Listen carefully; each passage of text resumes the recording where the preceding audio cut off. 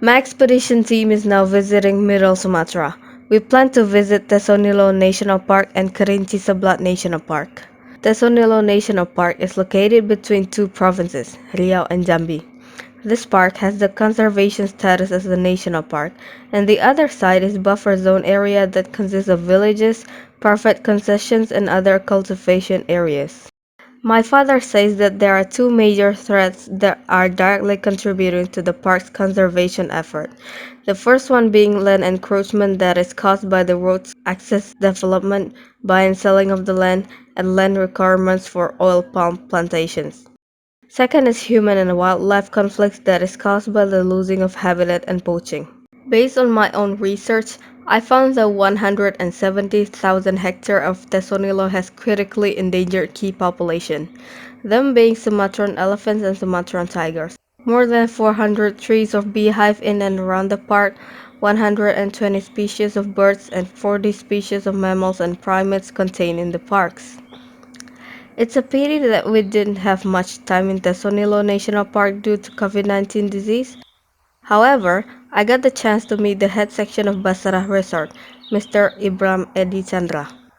Oke Zura, selamat datang di kawasan Taman Sungai Sunilo. Kawasan kita ini berdekatan langsung dengan areal ATI RAPP ya, di wilayah Basrah, Riau, tepatnya di Kabupaten Pelalawan. Kan biasanya ada anak-anak yang bilang kami peduli terhadap lingkungan tapi nggak tahu gimana caranya. Sebagai generasi muda, apa yang bisa kami lakukan untuk peduli terhadap Taman Nasional? Banyak program yang kita laksanakan, seperti ada ajakan ayo ke Taman Nasional agar generasi muda lebih paham dengan keadaan Taman Nasional. Kan banyak media bisa browsing terkait dengan pengetahuan konservasi. Di sana banyak komunitas-komunitas yang bergerak di bidang konservasi, pencinta alam, satwa bisa bergabung ke sana. Aksi nyatanya bisa jadi langsung ke lapangan ke Taman Nasional, bisa dilihat apa sih kekayaan alam yang ada di Indonesia yang terkait dengan Taman Nasional, potensi flora, faunanya, potensi alamnya, wisatanya, termasuk juga interaksi masyarakat di dalam kawasannya. Hal yang kecil mungkin juga terkait dengan misalnya membuang sampah pada tempatnya, kan bahan dari recycle itu lebih Ramah lingkungan. ramah lingkungan. Unfortunately, I couldn't join the team to visit Kerinci Seblat National Park due to my study requirements as I had to do my exam in school. But that's fine, because I still could conduct a study on my own about the parks. The Kerinci Seblat National Park is the largest national park in Sumatra. It has covered a total area of more than 1.3 million hectares in the span of four provinces: West Sumatra, Jambi, Bengkulu, and South Sumatra. The expedition team planned to visit Jangkar Highland and other interior areas of the park in Bungo and South Solok districts. These are the places where we can observe local coffee business, organic farming, local ecotourism areas, and community forests. Sekitar Nagari Semenjuang yang di SK-kan Menteri tahun 2000 Kabale seluas 650 hektar. Itulah kami mulai berkegiatan. Itu bagaimana cara meningkatkan ekonomi masyarakat. Ini itu yang sedang berjalan pengembangan sawah organik. Itulah kawasan ke sawah organik. Sekolah lapangan di sawah organik itu kami lakukan selama 8 kali bulan. Jadi alhamdulillah dengan hasilnya sekolah lapangan itu dapat sebanyak 4,6 ton per hektar. Yang sebelumnya sekitar 4 ton per hektar. Ada juga kegiatan kami di dalam kawasan hutan pembuatan plot bagaimana cara pengukuran karbon kami lakukan di 2005 balik. Tapi tindak lanjut dari pengukuran karbon itulah yang belum ada sampai sekarang. Rumahku dulu rumah dari nenek moyang ya. Kira-kira bawa 1,5 abad gitu. Toroyong tuh beko masyarakatku, itu tetangga aku di lagi barikatan, katan hitam dia ragi gitu. Nah, sudah tuh buat tapai. Nah, tuh sama-sama memasak sama-sama secara guru. Nah, ada bau panci lah. Kebetulan sih dulu ibu Mutiara kunjung ke Samaru. Jadi inilah rumah gadang itu saling berdekatan gitu kan. Ada dia lah nama kawasan Seribu Rumah Gadang. The park is home to a wide variety of flora and fauna with more than 4,000 plant species having been identified. Other critically endangered species include the Sumatran dole, Sumatran elephant, Sunda clouded leopard, Malayan tapir, and Malayan sun bear. The park also protects more than 370 types of birds. This national park is home to a wide variety of large, medium, and small cats. The park is also recognized under the Global Tiger Initiative as one of the world's 12 most important protected areas for tiger conservation. Hutan Nagari Lubuk Gadang Selatan dikelola secara legal oleh masyarakat. Salah satu mitos menarik adalah tentang harimau. Masyarakat percaya bahwa jika ada orang yang tersesat di hutan, selama orang itu tidak berniat jahat, maka harimau akan membantu memberi petunjuk jalan pulang. Aja nenek kan, nyinyek. Nyinyek itu kan berarti lah di hati orang tua awak loh. Dan di beberapa tampek kalau awak sasik di rimbo, itu orang masih ada minta tolong ke harimau tuh.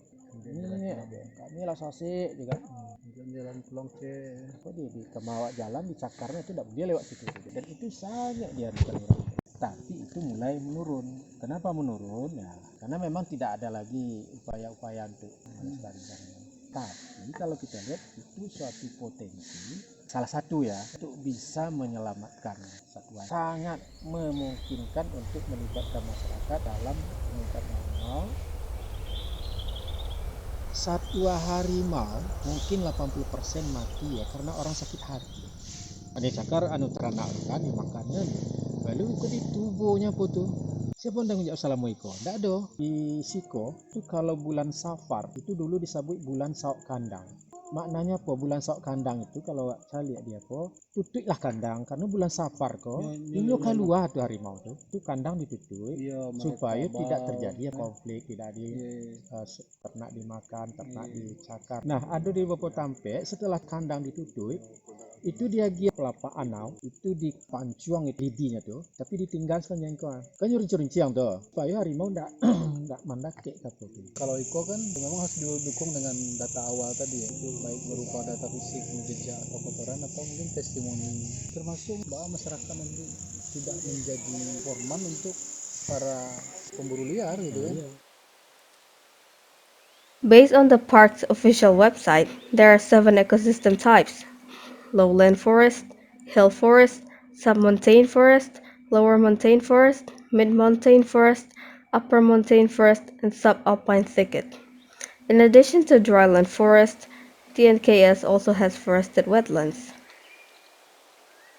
As you can see here, I'm standing right before this Geopark Merangin map. This map will show you every information you needed about this area, this landscape. And for your information, this landscape is next to the National Park of Kerinci Sebelat. This is about the information about the lake, Danau Pau, the lake that right next to us. This is the map of the district Merangin. As you can see, we were from here yesterday, from Bangkok, and then we just drive over to Danau Pau. Yesterday, we visited this small, beautiful village which is called Rantau Kermas, and then they have this Hutan Adat Serampas. It's a traditional indigenous forest. They have a specific commodity. It's a coffee, which is quite famous coffee in this area. It's a Serampas coffee. It took us like 150 kilometers from Bangkok to this village.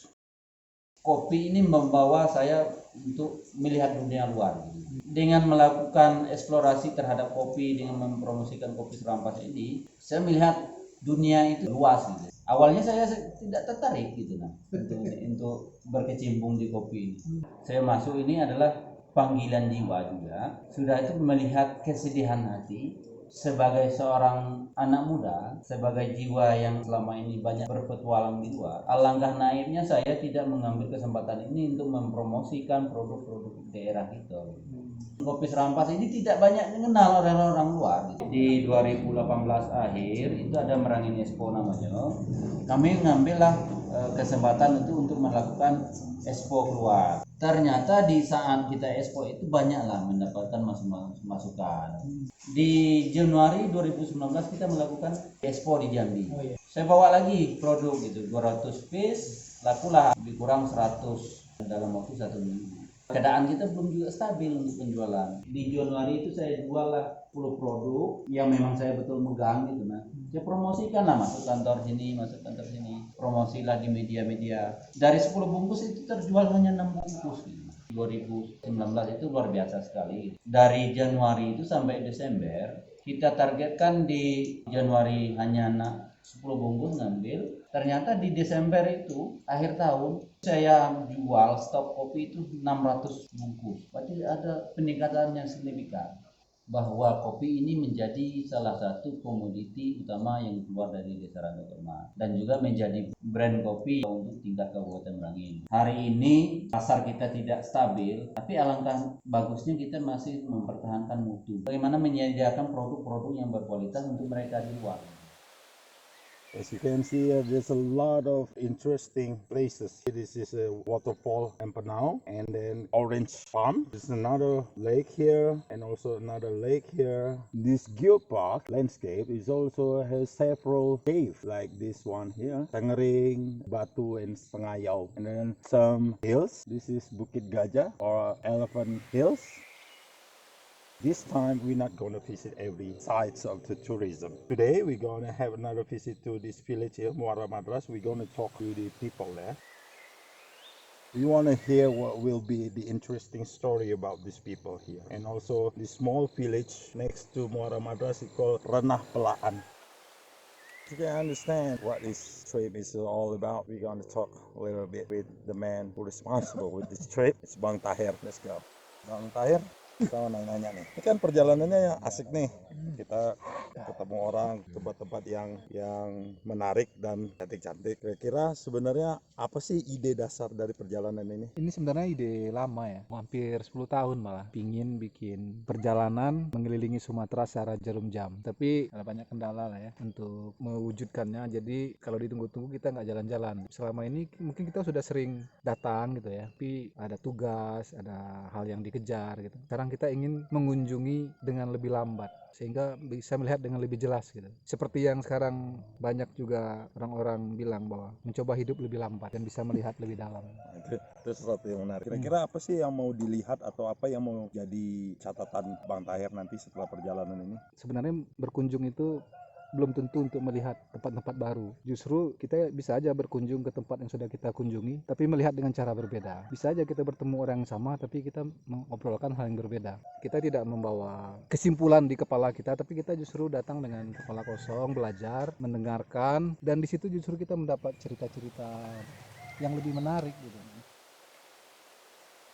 The park includes the large site of Bukit Barisan mountain range that consists more than 5 active volcanoes, with Mount Kerinci being the highest. I've climbed Gunung Tujuh and visited its lake a couple years prior. This lake is known as the highest volcano lake in Southeast Asia. My family initiated an expedition to climb this iconic mountain to raise education support for the Anak Dalam tribe. However, during this current expedition, we have a different mission. Kopi ini juga hasil dari konservasi dari hutan adat. Hutan adat kita menjadi salah satu role model hutan adat yang ada di Provinsi Jambi. Memang luas wilayah hutan adat kita hanya 130 hektar. Kita mempertahankan hutan ini berdasarkan hukum adat yang ada. Dari hasil hutan juga kita merasakan dampak yang sangat signifikan dengan adanya listrik gitu. Kita bisa mandiri akan energi listrik yang ada di desa. Dengan debit air yang ada di Batang Langkup, kita bisa menghasilkan kapasitas 39.000 kilowatt untuk menerangi satu desa. Yang terpakai itu hanya 25, sisanya masih ada 14.000 yang kita belum bisa pakai sampai hari ini. Bang Tahir kan dari Pundi Sumatera. Oh iya. Bisa nggak ceritain apa sih Pundi Sumatera, terus apa sih menjadi visi dan misinya Pundi Sumatera itu? Pundi Sumatera, tempat saya bernaung sekarang ya, itu didirikan sekitar 15 tahun lalu. Pundi tetap mendeklar diri sebagai sebuah NGO ya. Tapi kita punya mimpi bagaimana sebuah NGO mulai lebih mandiri secara finansial dan lebih mandiri menentukan isu-isu yang ingin ditangani gitu. Nah, jujur saja itu bukan hal yang mudah karena untuk Indonesia itu problem. Kita masih sangat tergantung dengan donasi dari mana-mana gitu ya. Jadi akhirnya itu yang melahirkan visi kita bagaimana caranya mengembangkan kemandirian lembaga kita sendiri bersama masyarakat yang menjadi partner kita gitu. Mitra ya. Dalam visi itu kita tidak lagi melihat masyarakat sebagai dampingan. Kita melihat mereka partner sebenarnya. Gimana melangkah bersama-sama menuju kemandirian dalam berbagai aspek, saling berbagi peran gitu. Pengalaman bertahun-tahun sebelumnya personal-personal yang ada di Pundi itu menunjukkan kita tidak lebih tahu dari orang-orang sebenarnya. Justru kita tahu sedikit, mereka tahu sedikit. Kalau kita kumpulin jadi pengetahuan bersama yang punya daya dobrak mungkin lebih besar gitu. Fokus kita hari ini masuk ke isu ekonomi sebenarnya. Ekonomi berbasis sumber daya alam yang lebih lestari gitu ya. Bagaimana menaikkan skala usaha-usaha yang ada di masyarakat menjadi sesuatu yang lebih bisa berdampak untuk kesejahteraan mereka. Dan secara jujur Pundi ingin memainkan peran bagian dari siklus itu. Kemarin sudah ke banyak tempat ya, sebelumnya ke kawasan konservasi gajah, badak, kemarin ke Waikambas ya? Kemudian ke Taman Nasional Bukit 30 sebagai habitat harimau Sumatera. Kemarin kita melihat inisiatif kopi dari yang terkait dengan hutan adat dan Taman Nasional Kerinci Seblat. Di sana ada juga pembangkit listrik ramah lingkungan ya dari sumber daya air. Kan sudah banyak tempat nih. Jadi hari ini kita planningnya kemana lagi? Hari ini kita mau ketemu dengan salah satu mitranya TFCA Sumatera, Tropical Forest Conservation Action. Dalam hal ini di mana Pundi Sumatera menjadi fasilitator wilayah. Kita yang menjembatani antara TFCA sebagai pemberi dana dan kawan-kawan NGO yang bekerja di lapangan. Kita menjembatani dalam berbagai aspek. Hari ini kita mau kunjungi salah satu nih, Mitra Aksi Foundation. Mereka kerja untuk isu pengelolaan landscape. Spesifiknya mereka mendorong pertanian yang ramah lingkungan dan pengembangan sistem informasi desa. Jadi mereka bikin map desa, di dalamnya ada informasi yang cukup gitu ya. Kalau semua desa bisa punya seperti itu, kita bisa bikin lompatan sebenarnya untuk desa, karena Artinya mau dijadikan percontohan ini ya? Sebenarnya itu udah banyak diadopsi oleh banyak pihak gitu ya. Tapi kan butuh situasi pemungkin ya. Kalau desanya sudah berbasis data, mau bangun sawah di mana, mau bangun irigasi di mana, berbasiskan perencanaan yang berdasarkan spasial, mungkin kita bisa melihat Indonesia yang lebih maju di 5 tahun ke depan gitu. Mereka luar biasa dan mudah-mudahan kita bisa ketemu dengan kawan-kawan dari Mitra Aksi dan juga dari masyarakat yang selama ini bekerja dengan mereka. Pola lapang kita kan di lahan Pahadi di bawah ini 1 hektar. Dari SL itu belajar tentang potensi kopi, semangat kegotong royongan ibu-ibu itu, dan ibu-ibu ini juga kan bagian dari program Keluarga Harapan. Jadi dari diskusi di SL tadi itu maka muncul ide-ide usaha komunitas seperti ini. Kita sudah mengajarkan tentang budidaya kopi secara organik itu seperti apa, kemudian diterapkan ke kebun ibu-ibu, misalnya pasca panen kopi merah ceri. Usaha komunitas kopi ini ibu-ibu itu iuran kopi ceri, ibu-ibu mulai satu ibu itu 2 kilo. Walaupun sudah tidak dampingan di sini, tapi ada WA group kami untuk memantau yang perkembangan komunikasi dengan kelompok petani pakar terutama, sehingga apapun permasalahan, misalnya ada isu-isu baru di sini, kami pasti tahu dari petani pakar. Mereka udah surplus beras sebenarnya di sini. Mereka panen sekali untuk 2 tahun kadang. Di Renah Pelaan ada 14 jenis bibit padi lokal. Itu sudah kita daftarkan untuk diurus sertifikasi bibit lokalnya. Bang Tahir, ceritain dong tentang apa sih ide dasar ekspedisi kita ini? Kalau awalnya itu dulu Sumatera Clockwise ya. Sumatera Clockwise. Itu hampir 10 tahun yang lalu lah. Semangat udah mau melakukan, tapi ada banyak, terutama waktu sebenarnya. Itu alasan klasik lah ya. Nah, idenya sih udah mau keliling aja gitu ya.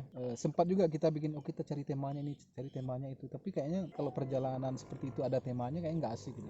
Udah kita jalan aja, lihat, berjalan dengan cara yang lebih lambat gitu ya, sehingga kita bisa melihat lebih dalam, merasakan gitu ya. Sumatera Clockwise-nya secara lengkap belum terlaksana. Itu adalah perjalanan mengelilingi Sumatera secara jarum jam gitu ya. Dari pantai barat ke pantai timur. Tapi itu belum. Nah, kemarin kita matangkan lagi dengan AAL. Kebetulan ada kesempatan teman-teman dari Pundi Sumatera dan TFCA menawarkan gimana kalau berkunjung ke beberapa site, khususnya Taman Nasional yang ada di Sumatera bagian tengah dan selatan, untuk melihat apa-apa aja yang dikerjakan secara real oleh kawan-kawan di lapangan yang didukung oleh TFCA Sumatera dan difasilitasi oleh di Sumatera.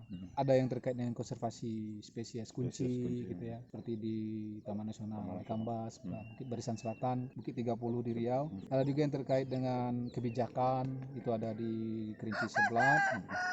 Ada juga yang terkait dengan perbaikan ekonomi masyarakat, itu yang kemarin kita lihat di Rantau Kermas ya. Ada BUMDes yang mengelola kopi.